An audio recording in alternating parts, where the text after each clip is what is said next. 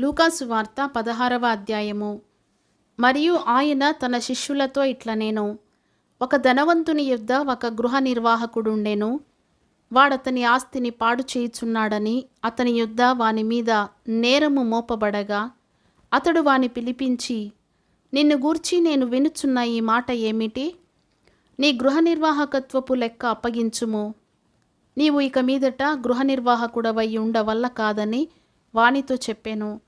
ఆ గృహ నిర్వాహకుడు తనలో తాను, నా యజమానుడు ఈ గృహ నిర్వాహకత్వపు పనిలో నుండి నన్ను తీసివేయును గనుక నేను ఏమి చేతును? త్రవ్వలేను, భిక్షమెత్త సిగ్గుపడుచున్నాను. నన్ను ఈ గృహ నిర్వాహకత్వపు పని నుండి తొలగించునప్పుడు వారు నన్ను తమ ఇండ్లలోనికి చేర్చుకొనున్నట్లు ఏమి చేయవలెనో నాకు తెలియననుకొని తన యజమానుని రుణస్థులలో ఒక్కొక్కని పిలిపించి, నీవు నా యజమానునికి ఎంత అచ్చి ఉన్నావని మొదటి వానిని అడిగెను. వాడు 100 మణుగుల నూనె అని చెప్పగా, నీవు నీ చీటి తీసుకొని త్వరగా కూర్చుండి 70 మణుగులని వ్రాసికొమ్మని వానితో చెప్పెను. తర్వాత వాడు, నీవు ఎంత అచ్చి ఉన్నావని మరి ఒకని అడుగగా, వాడు 100 తూముల గోధుమలని చెప్పినప్పుడు వానితో, నీవు నీ చీటి తీసుకొని 80 తూములని వ్రాసికొమ్మని చెప్పెను. అన్యాయస్థుడైన ఆ గృహ నిర్వాహకుడు యుక్తిగా నడుచుకొనెనని వాని యజమానుడు వాని మెచ్చుకొనెను. వెలుగు సంబంధుల కంటే ఈ లోక సంబంధులు తమ తరమును బట్టి చూడగా యుక్తిపరులై ఉన్నారు. అన్యాయపు సిరి వలన మీకు స్నేహితులను సంపాదించుకొనుడి. ఎందుకనగా ఆ సిరి మిమ్మును వదిలిపోవునప్పుడు వారు నిత్యమైన నివాసములలో మిమ్మును చేర్చుకొందురని మీతో చెప్పుచున్నాను.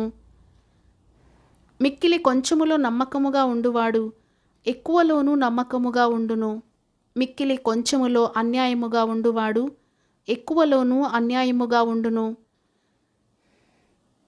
కాబట్టి మీరు అన్యాయపు సిరి విషయములో నమ్మకముగా ఉండని ఎడల సత్యమైన ధనమును ఎవరు మీ వశము చేయును? మీరు పరుల సొమ్ము విషయములో నమ్మకముగా ఉండని ఎడల మీ సొంతమైనది మీకు ఎవడిచ్చును? ఏ సేవకుడును 2 యజమానులను సేవింపలేడు. వాడు ఒకని ద్వేషించి ఒకని ప్రేమించును, లేక ఒకని అనుసరించి ఒకని తృణీకరించును. మీరు దేవునిని సిరిని సేవింపలేరని చెప్పెను. ధనాపేక్ష గల పరిసయ్యులు ఈ మాటలన్నీ విని ఆయనను అపహసించుచుండగా ఆయన, మీరు మనుషుల ఎదుట నీతిమంతులని అనిపించుకొనువారు గాని దేవుడు మీ హృదయములను ఎరుగును. మనుషులలో ఘనముగా ఎంచబడినది దేవుని దృష్టికి అసహ్యము. యోహాను కాలము వరకు ధర్మశాస్త్రమును ప్రవక్తలను ఉండిరి. అప్పటి నుండి దేవుని రాజ్య సువార్త ప్రకటింపబడుచున్నది. ప్రతివాడును ఆ రాజ్యములో బలవంతముగా జొరబడుచున్నాడు. ధర్మశాస్త్రములో ఒక పొల్లైన తప్పిపోవుట కంటే ఆకాశమును భూమియు గతించిపోవుట సులభము.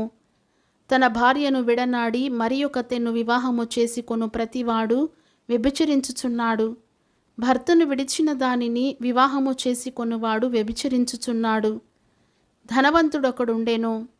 అతడు ఊదారంగు బట్టలను సన్నపు నార వస్త్రములను ధరించుకొని ప్రతిదినము బహుగా సుఖపడుచుండువాడు. లాజరు అను ఒక దరిద్రుడుండెను. వాడు కురుపులతో నిండినవాడై ధనవంతుని ఇంటి వాకిట పడి ఉండి అతని బల్ల మీద నుండి పడు రొట్టె ముక్కలతో ఆకలి తీర్చుకొనగోరెను. అంతేకాక కుక్కలు వచ్చి వాని కురుపులు నాకెను. ఆ దరిద్రుడు చనిపోయి దేవదూతల చేత అబ్రహాము రొమ్మున ఆనుకొనుటకు కొనిపోబడెను. ధనవంతుడు కూడా చనిపోయి పాతిపెట్టబడెను. అప్పుడతడు పాతాళములో బాధపడుచు కన్నులెత్తి దూరము నుండి అబ్రహామును అతని రొమ్మున ఆనుకొని ఉన్న లాజరును చూచి, తండ్రివైన అబ్రహామా, నా యందు కనికరపడి తన వ్రేలి కొనను నీళ్లలో ముంచి నా నాలుకను చల్లార్చుటకు లాజరును పంపుము. నేను ఈ అగ్నిజ్వాలలో యాతన పడుచున్నానని కేకలు వేసి చెప్పెను.